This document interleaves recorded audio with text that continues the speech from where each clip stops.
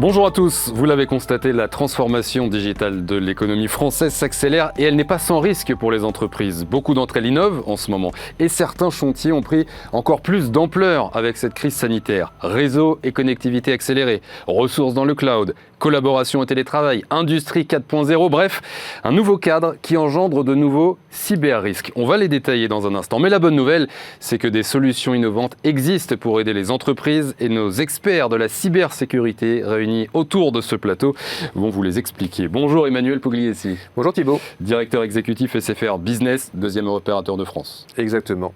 On le rappelle. Joël Mollo, bonjour. Bonjour. Vice-président Cyberizone France et Afrique francophone. Et Stan Nabet, bonjour. Bonjour. Vous êtes directeur régional France de Netscope. Joël, Cyberizone, qui êtes-vous? Présentation.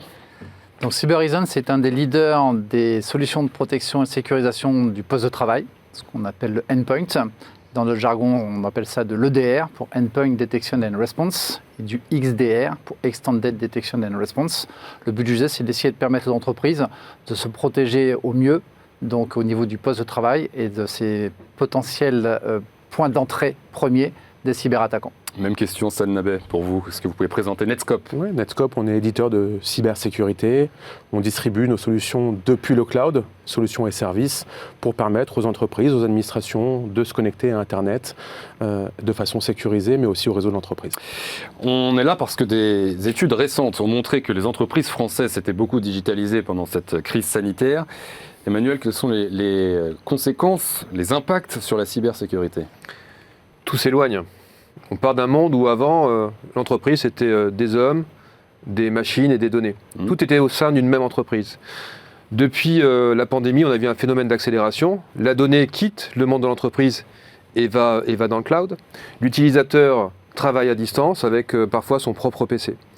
Et autour de ça, il y a tout un phénomène autour de la collaboration, puisque les données de partager, les documents, les mails, etc. ne sont plus dans l'entreprise, elles sont hébergées dans le cloud globalement. Les entreprises étaient 17% avant à utiliser des solutions de partage de documents, elles sont 43% aujourd'hui, et donc ces données, on ne sait plus trop où elles sont, donc il faut les protéger. La cybersécurité, est-ce qu'elle est toujours assez prise en compte du coup? Elle était déjà très peu prise en compte avant, ça se résumait souvent à un firewall pour protéger l'entrée dans l'entreprise, et puis de l'antivirus pour protéger le endpoint, le poste de travail dont parlait tout à l'heure Joël. Ça ne suffit pas. Aujourd'hui, il faut déployer de nouvelles solutions, il faut protéger le cloud, il faut s'assurer que les données soient accessibles pas par n'importe qui, il faut toujours continuer à protéger l'entreprise, et comme les attaquants ont plein de solutions pour agresser, il faut apporter des solutions complémentaires. Et puis il faut protéger les PC. Alors les PC professionnels, les PC personnels, les téléphones personnels et les téléphones professionnels. Est-ce que, Stan Nabet, la mission des DSI et des RSSI a changé avec cette crise et au regard des chiffres que nous donne Emmanuel? Alors, plus des chiffres, on a parlé d'accélération de la digitalisation, la crise sanitaire aidant. Clairement, il y a pas mal de choses qui sont en transition. Ce qu'il faut retenir, c'est qu'aujourd'hui, la feuille de route, c'est la même.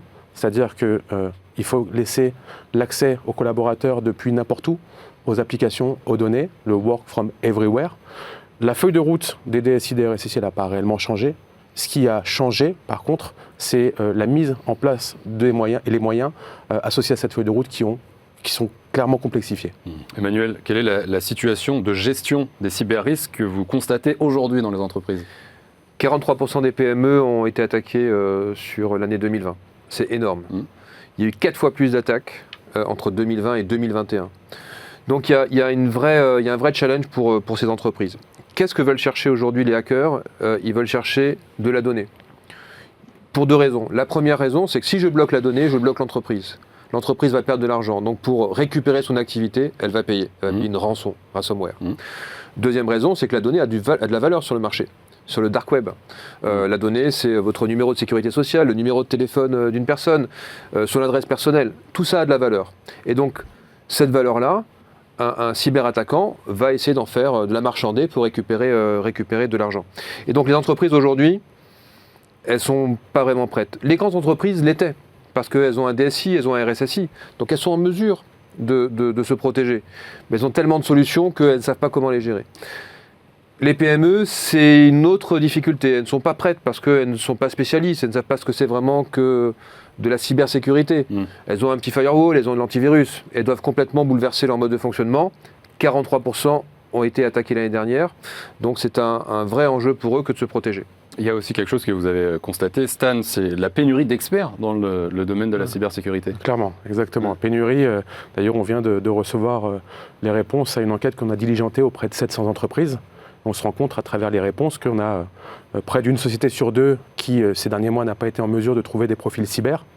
Et chiffre encore reçu, un tiers des sociétés interrogées est en train de regarder pour enrôler des personnes qui n'émanent pas ni de la cyber, ni de l'informatique. Oui. Et c'est en ça que nous, fournisseurs de technologies, fournisseurs de solutions de sécurité, on doit être en mesure de rendre les choses simples. Joël Molot, chez Cybereason, comment vous envisagez la cybersécurité ? En fait, comme le soulignait tout à l'heure Emmanuel, les ransomware sont vraiment aujourd'hui une des plaies majeures de cette cybercriminalité. Et le point d'accès numéro 1, comme je le disais tout à l'heure aussi, c'est le poste de travail. Donc en fait, chez Cybereason, on envisage la première étape de protection, c'est au travers du poste de travail, de manière à permettre aux utilisateurs d'être un petit peu mieux protégés par rapport aux potentialités d'attaque qui les cibleraient. Comment vous pouvez apporter des choses justement dans ce domaine ? Comment fonctionne un EDR, par exemple. Par exemple. Donc, mot qu'on entend beaucoup. En fait, l'idée, c'est que justement sur ce fameux poste de travail, on va déployer un agent. Et le but du jeu de cet agent, c'est de contrôler et de regarder ce qui se passe sur ce poste et d'essayer de comprendre si c'est normal ou anormal. Tout ce qui va être un comportement dit anormal va remonter une alerte et on va corréler toutes ces alertes dans le cloud de manière à pouvoir mettre en exergue ce qu'on va appeler une opération malicieuse. Et qui dit opération malicieuse dit potentialité derrière d'un cybercriminel qui est entré dans le réseau et qui est en train de se diffuser et qui est en train d'essayer d'attaquer et d'aller récupérer des données. Le but du jeu, comme le disait tout à l'heure Emmanuel, la finalité, c'est de réclamer une rançon. Emmanuel, justement, est-ce que ça suffit pour protéger une entreprise ? C'est un premier élément. L'entreprise, ça part du device et ça va jusqu'au cloud. Donc il faut protéger le device, c'est ce qu'apporte Cybereason aujourd'hui. Il faut protéger le réseau, c'est ce qu'on est en mesure de faire également côté SFR. Et puis il faut aller jusqu'à protéger les données qui sont dans le cloud, et ça c'est ce qu'on appelle le SASI. Le SASI, tiens justement, acronyme qu'on entend beaucoup, qu'on voit de plus en plus dans le milieu de la cybersécurité, comment ça marche ? Il faut demander plutôt à mes amis de Netscope. Ouais, c'est ce qui était prévu. Exactement. San, comment ça marche la SASI ? Comment ça marche ? On vient d'écouter Joël sur l'EDR, Cybereason. Il faut être capable d'apporter plus qu'un antivirus et la sécurité au niveau du poste de travail, poste client. Le SASI, c'est la capacité de pouvoir sécuriser la donnée en transit, depuis l'application jusqu'au poste de travail. SASI pour Secure Access Service Edge, c'est la convergence finalement des couches réseau, des couches sécurité portées par le cloud et disponibles instantanément, clé en main. C'est pour se passer finalement de ce qui était une architecture traditionnelle avec des boîtiers répondant à des problématiques, à des besoins que l'on devait déployer. C'était long, c'était néfaste. Là aujourd'hui, vous avez besoin de faire de la sécurité pour un nouveau collaborateur. C'est dans le cloud, ça va vite, c'est agile et c'est instantané surtout. C'est quoi les cas d'usage les plus critiques pour vos clients, Stan ? Alors les plus critiques, on en a vécu un tous ensemble il y a 18 mois quand on s'est fait confiner du jour au lendemain et qu'il a fallu revoir la façon de faire de la sécurité pour une DSI, pour un RSSI et 5000 collaborateurs dans une entreprise qui devenait finalement non plus une entreprise mais 5000 entreprises, chacun chez soi.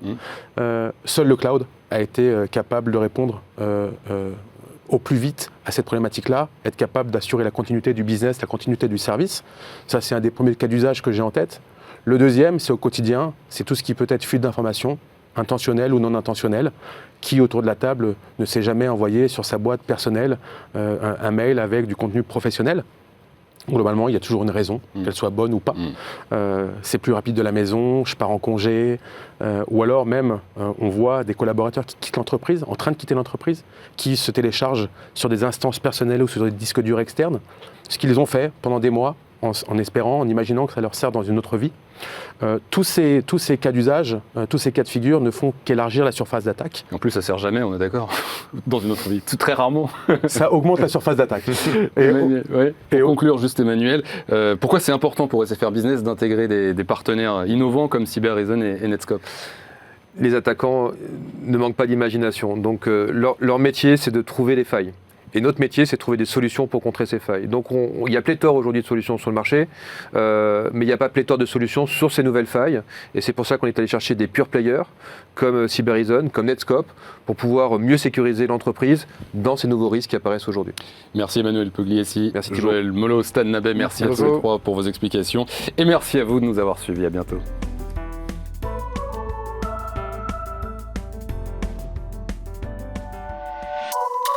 Merci.